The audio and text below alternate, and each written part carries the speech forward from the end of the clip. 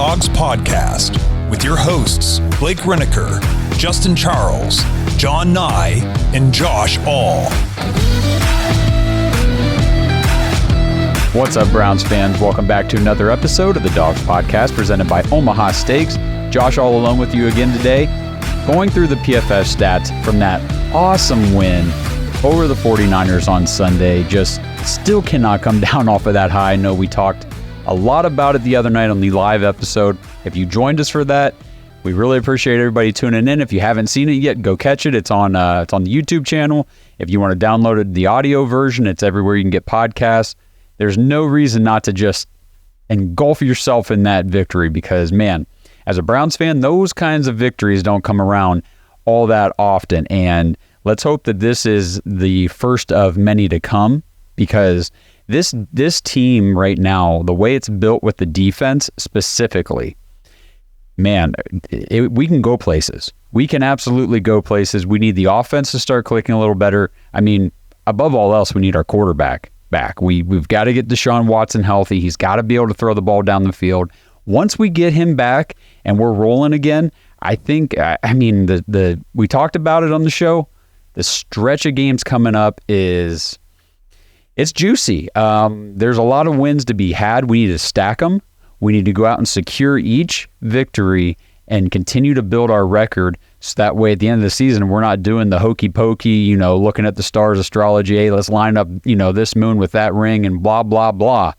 No, let's just take care of business right now and get this done early, ahead of time, and get ready for the playoffs. So let's dive into some of the stats here.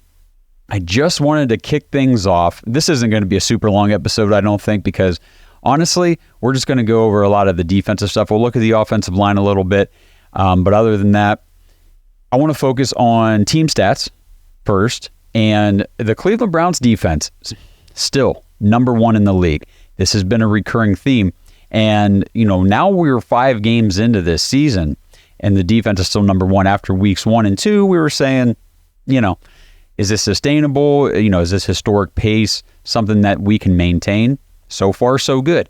So the Cleveland Browns are the number one defense in the NFL, giving up just 200.4 yards a game. So we are just at 200. A whole yard fewer, and we'd still be under 200 yards a game, which is awesome. Number 2 in the league, of course, is the Ravens, but they're at 260.8. They're 60 yards a game worse than the Browns, and that puts them at number 2 in the league. That's how good the Browns defense is. They're 60 yards a game better than the second best team. If we look at passing yards per game, the Browns giving up just 121 yards passing per game in the modern NFL. The Cleveland Browns? This is unreal. This is absolutely unreal. Again, the Ravens are number 2 at 163, so we're 40 yards better than the next best team. Rushing, we have fallen down to 4th in the league at just 79 yards rushing a game. You think about a year ago, teams were getting 79 yards rushing on the Browns in the first half, sometimes in the first quarter. So to be holding teams to 79 yards rushing per game, that's pretty good. And we faced some pretty good running backs. Derrick Henry, Christian McCaffrey, Lamar Jackson counts as rushing yards. I mean, the Browns are doing some good work. The leader is the Detroit Lions at 64.7, so about 15 yards better per game than the Browns. And then overall points per game, the Browns have fallen down to 5th overall at 15.4, but the leader is the 49ers at 14.5. So we're less than a point away from the number 1 spot in points per game given up. So the Browns defense overall, like I said, number 1 in the NFL. That's just very, very exciting. And we talked about it on the live show. Usually it's the offensive, side of the ball that we're always excited to watch in football games. Man, this Cleveland Browns defense, I'm so excited when the other team has the ball, because I want to see what our defense is going to do, how we're going to stop them, what kind of pressure we're going to bring. Can we generate a turnover? It's good stuff. It is good stuff. I don't want to harp too much here on the offense because we're not all that great. 320 yards per game puts us about what is this? They don't have numbers on the list here. So about a little less than half of the way in the league. So we're still in the middle of the pack. Yards per game, let's see, we are third from the bottom. So that would put us at 30th in the league at just 172.8. That's pretty rough. We're sitting down there with the Jets and Giants, the New York teams, the Titans. I mean, the Bengals are 5th from the bottom. The Steelers are 6th from the bottom. And just a couple spots above them are the Ravens. So the AFC North is not putting up a whole lot of passing yards per game right now.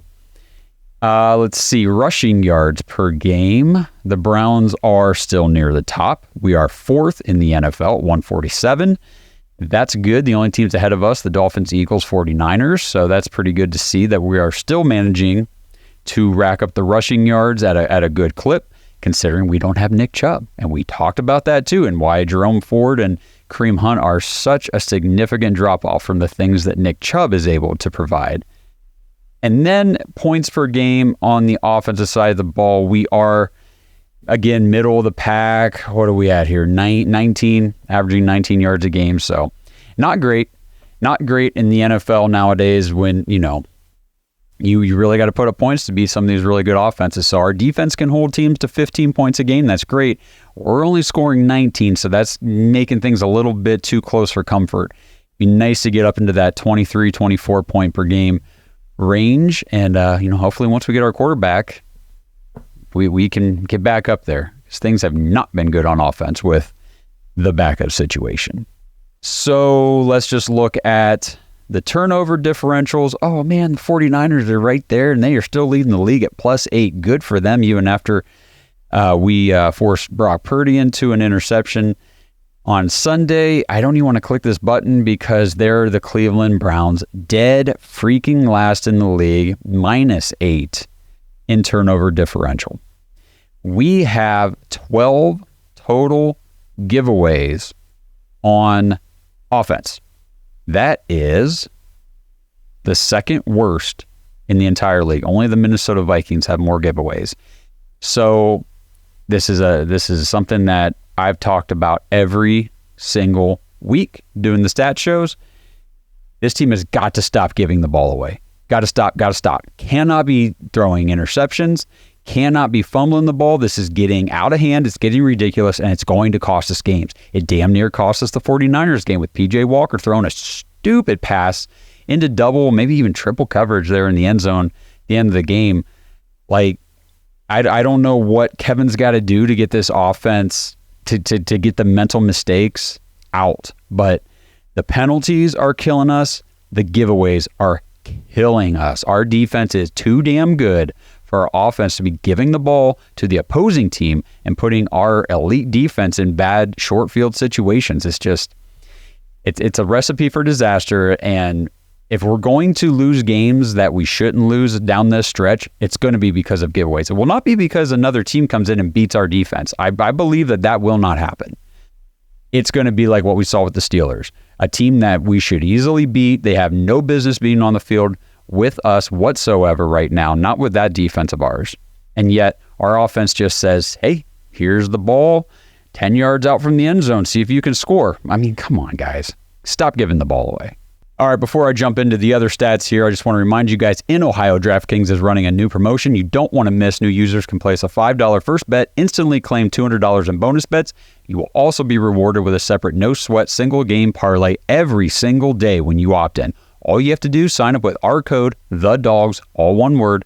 Using our code, THEDAWGS, gets you these great bonuses, and it helps support our podcast. So if you have been considering signing up for DraftKings, and I highly encourage you to do so, make sure you use the code THEDAWGS or scan the QR code on the screen to maximize your first bets and parlays. This offer is only available for new customers who are 21 and older and physically present in Ohio. Please gamble responsibly. If you or a loved one has a gambling problem and wants help, call 1-800-GAMBLER. Check the episode description for the full terms of the offer to see if you qualify.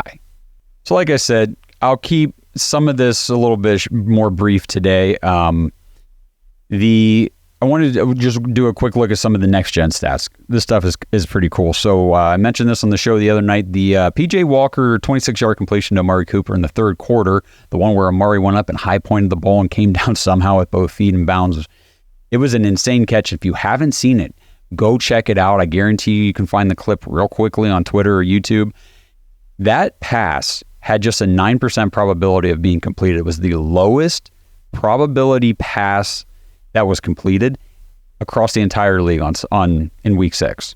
So that's pretty cool. Amari Cooper is an absolute stud. He does not get the recognition that honestly he deserves. And then Amari Cooper's 58-yard reception in the second quarter was the 6th highest incredible YAC, yards after completion, of the week. 21-yard catch with 37 yards after the catch. His expected YAC was just 16, so the YAC above expected was 21. Like I said, that was the 6th highest on the week across the league. Marquise Goodwin had the 9th most remarkable rush in week 6. His end around was expected to go for just 2 yards and it ended up going for 20, giving him 18 yards over expected. Brock Purdy, I like this one a lot, defense, had the lowest completion percentage in the entire league in week 6, just 44.4%, and the 3rd lowest passing yards in the league. And it probably would have been the lowest if guys like Russell Wilson hadn't just sat there at 95 yards for the week. Jerome Ford's rush yards over expected was -10, which was not good. This is something we've been talking about. Jerome Ford just does not seem to have the vision necessary to hit the holes the way he needs to. And these kinds of stats show this. So his rush yards over expected per attempt was -0.57. Those were both among the worst in the league in week 6. And Elijah Moore, talked about this, actually had the highest average separation this week at 5.4 yards. Amari Cooper's average separation is middle of the pack in the league this week at 2.6. But on the season, Elijah Moore, and I was wrong the other night, he's not leading the league at average separation at 4.4. Rondale Moore is leading the league at 4.5. So Elijah Moore essentially number 1, number 2, however you want to look at it, in the league at average separation. So the dude's getting open. Why we cannot figure out how to utilize this guy probably has a lot to do with we lost Nick Chubb, we lost Deshaun Watson. That sucks. I think once we get Deshaun Watson back, we're going to start to see the report because we saw it in the Titans game. Yeah, Elijah Moore did not have big yards, but he had 9 targets and caught all 9 of them. So it's a growing rapport. It's a growing chemistry that we've seen now starting to develop more and more with Deshaun Watson. Once he gets back, I expect that to pick up pretty much right where it left off. Okay, so let's just go back to some more defensive stats real quick. And I love that our defense is so good because it makes it really easy to go through this stuff. There's not a lot to talk about except for the goodies of this. So now Martin Emerson Jr. against they only faced Brandon Ayuk and Deebo Samuel, gave up 2 receptions on 6 targets for 58 yards. And remember, he had Brandon Ayuk had the 42-yard reception on him. So, Martin Emerson had the big pick in the game. I think did he have a penalty? I think he had a penalty or something and gave up a big play. But overall, Martin Emerson is still playing at an outstanding level. And, Brandon Ayuk and Deebo Samuel are no slouch receivers. So kudos to him just in his second year. And I think he's still doing well. Other than Martin Emerson giving up that big play to Ayuk, you've got Denzel Ward, 5 targets, allowed just 1 reception for 8 yards. Greg Newsome, 4 targets, allowed just 1 reception for 9 yards. So your other 2 cornerbacks gave up 2 receptions the entire game. That's awesome. That is freaking awesome. JOK, 3 targets, gave up 3 receptions for just 9 yards. Juan Thornhill was only targeted once. He allowed 1 reception for 10 yards.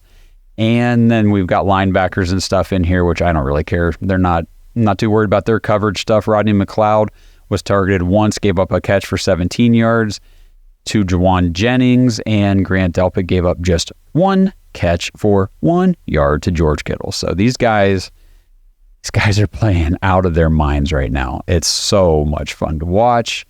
Pass rush. We talked about this a little bit on the show the other night. If it feels like the Browns are generating a massive amount of pressure on the quarterback and in the offensive backfield, that's because they are. The Browns pass rush win rate. Well, first of all, I'll do exactly what I did on the show the other night. If you didn't watch it, I'll just run through this real quick. For the 49ers, the best on their, let's just go defensive line.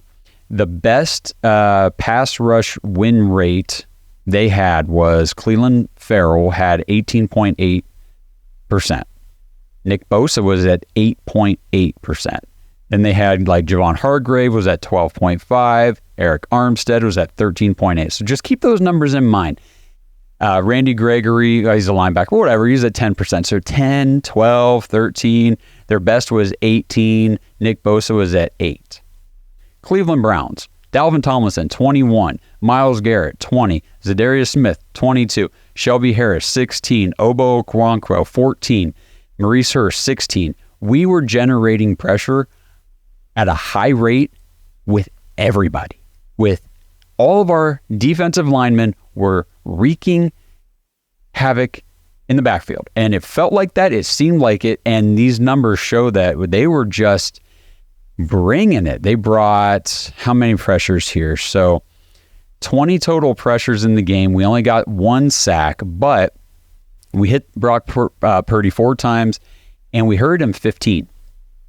That's awesome, because if you look at them, well, they brought, it looks like they had 20 total pressures as well, but we were bringing our pressure at a higher rate, and it was just every play, and you're seeing this every week. You saw it with Joe Burrow.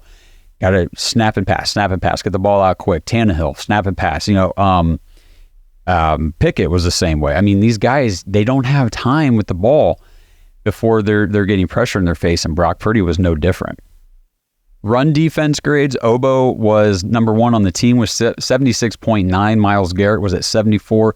JOK at 70.8. Dalvin Tomlinson at 70.3. Maurice Hurst at 68. Alex Wright, who I really like what I'm seeing from Alex Wright so far this year. 66.1. Grant Delp at 66. Denzel Ward, Jordan Elliott, Martin Emerson, these guys all in the mid-60s. We're doing very, very good against... You guys see that fly right there? Freaking thing. Okay, we're doing really, really good against the run.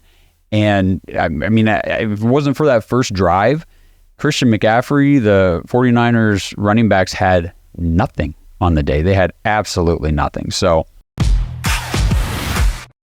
this episode is brought to you by Omaha Steaks. Browns fans, fall is in the air, and that means we're looking forward to more of these crisp mornings, falling leaves, and sweater weather. But more importantly, it's the perfect time for fall grilling, tailgating, and cozy comfort food. And let's go back to that tailgating. Did you guys tailgate before that awesome victory over the 49ers? That's right. This Browns defense is awesome, and there's no better way, no better food to celebrate with at your tailgates and fall cookouts than Omaha Steaks. Omaha Steaks has all your fall cravings covered with 50% off site-wide during their semi-annual sale. That's 50% off all of your favorite tender, juicy, extra-aged steaks like their Butcher's Cut filet mignons. Go to omahasteaks.com right now. Use code DAWGS, DAWGS, when you check out to get an extra $30 off your order. With Omaha Steaks, these possibilities are endless. You get endless flavor, endless value on incredible entrees, scrumptious sides, decadent desserts, and so much more.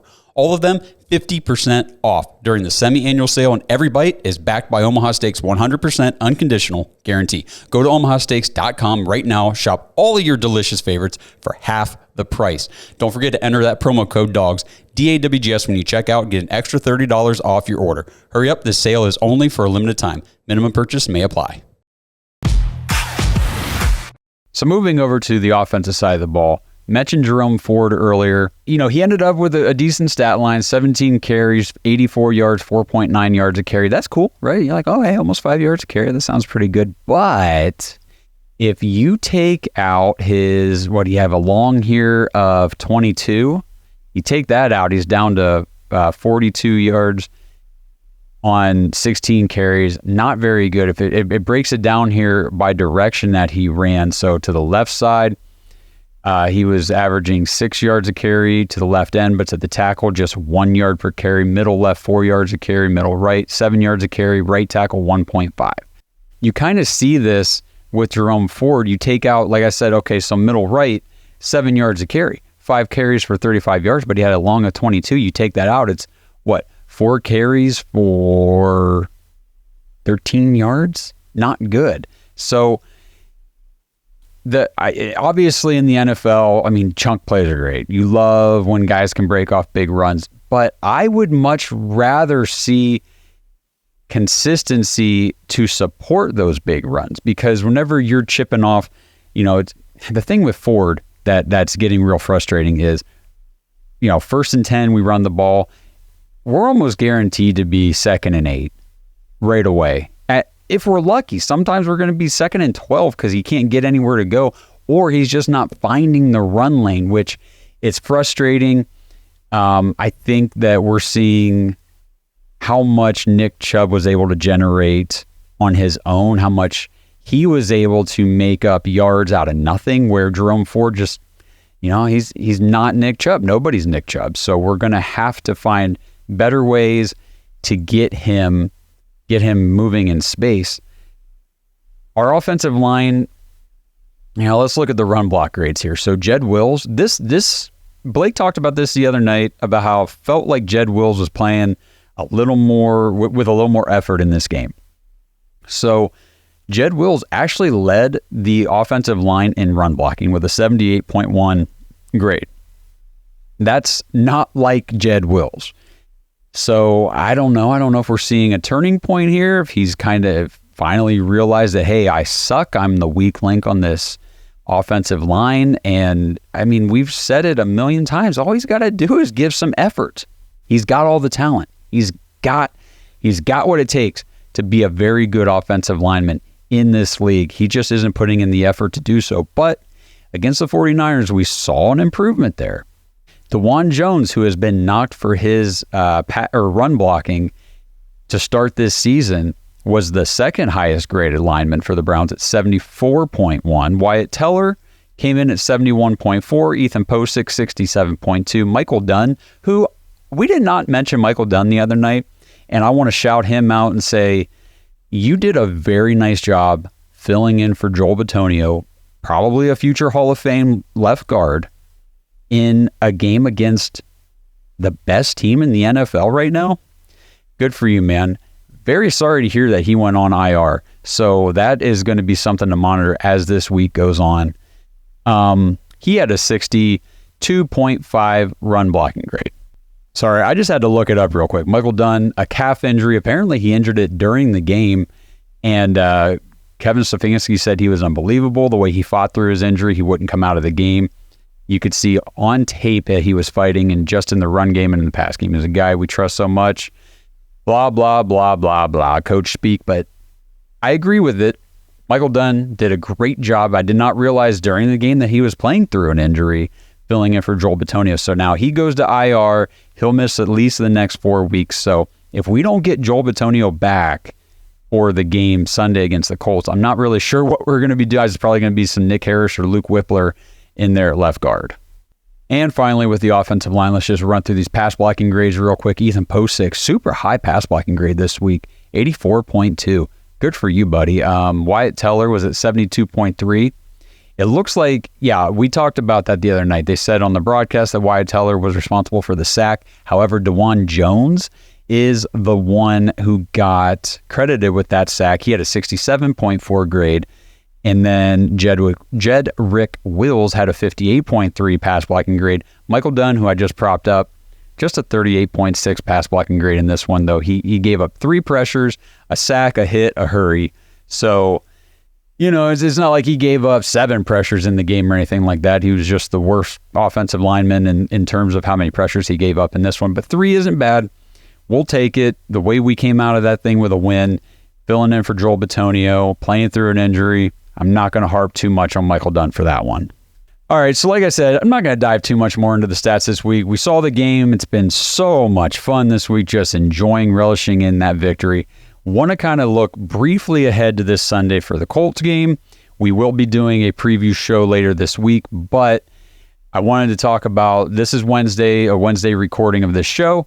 I want to talk about the most recent updates. Deshaun Watson did not practice today, Wednesday. Harrison Bryant missed with a hip. Kareem Hunt missed with a thigh. Greg Newsome missed with a hamstring. Anthony Walker missed with a concussion. That's not good. That means we might not have him. Usually with the new NFL concussion protocols, if you're ruled with a concussion, you're missing at least a week. So those guys are all missing practice. This week, man, I did not realize Anthony Walker had a concussion. That one sucks because we are probably not going to have him. I'm trying to see here. Deshaun Watson actually talked to the media today, which is a big deal because he hasn't been talking to the media ever since he suffered this injury. There's been all the speculation, yada, yada, yada. He says, I think so. Just depends on the process of the medical staff and the treatment and rehab that we're doing day to day. So it's up in the air for sure. So that's kind of what he was talking about in terms of playing on Sunday. He said, this is my first time dealing with a rotator cuff. So I'm just trying to get as comfortable as I possibly can to go out there and perform at the level I know I can. If I can't, then we've just got to continue to take it day by day. I'm not going to put the team in jeopardy if I can't do certain things that are going to allow us to be handicapped in certain situations. So that's the reason why I haven't been able to step on the field. And that's pretty much what we've been saying. You know, the whole medically cleared thing, I think that got blown up a little bit too much. And by that, I mean a whole freaking lot more than it needed to be. The guy's hurt. If he cannot drive the ball down the field, you can't play quarterback. You see what happened a couple weeks ago. Derek Carr for the Saints had a shoulder injury, and I mean the passing output for the team was horrendous. I don't think he threw anything past the line of scrimmage more than like 3 or 4 yards. There was nothing downfield to go, and I'm pretty sure they lost that game. Correct me if I'm wrong. But, you know, as much as we need Deshaun Watson on the field, we do not need an injured quarterback out there who's unable to make throws. PJ Walker may not have it upstairs and not have the full, you know, athletic profile and quarterbacking ability that Deshaun Watson has, but if he's fully healthy, he's a better bet to have out there than Deshaun Watson if he cannot throw the ball down the field. So there's that. Just wanted to kind of do some updates. It says Joel Bitonio did put in a limited practice today, so that's good to see he was on the field. We just talked about Michael Dunn and what the Browns might have to do if Joel has to miss another game. So hopefully we get Joel back. Hopefully we get Deshaun back. But if not, looks like it's PJ round 2. Should be a little easier this week, but that doesn't mean anything in the NFL. Nothing is given. And, I could dive into some of the stats on PJ Walker, but I just don't want to. If you watch the game, it was ugly. He did what he needed to do to help the Browns. I'm not going to say to help the Browns win. I'm going to say to help the Browns not lose, because he did try to lose the game at one point. And I don't know. I was not overly impressed with him. He was a lot better than DTR, but I think that speaks more to just how god-awful DTR was than anything about, PJ Walker. But, he filled in well. He did what a backup quarterback needed to do. One out, played good ball with the team. We got a good team win. Let's just ride this into Sunday. Let's get another one. Like Blake said, let's stack these things together. Let's start building up that win-loss record on the win side and have a lot more fun this season than we were those first couple weeks. So with all of that being said, any stats I missed, anything that I didn't throw in here that you guys want to talk about, drop it in the comments. Head over to Twitter. Let us know. We love talking to all you guys. You guys are what makes this show possible. You make it worth doing, and we do it for you. So let me know what you guys think. Again, I am Josh all alone with you today, and until we come to you guys with the Indianapolis Colts preview, let's go Browns. Thanks for listening to another episode of the Dawgs Podcast. Make sure you subscribe on YouTube and follow us on Twitter at the Dawgs Podcast. Get your thoughts on the show at thedawgspodcast.com.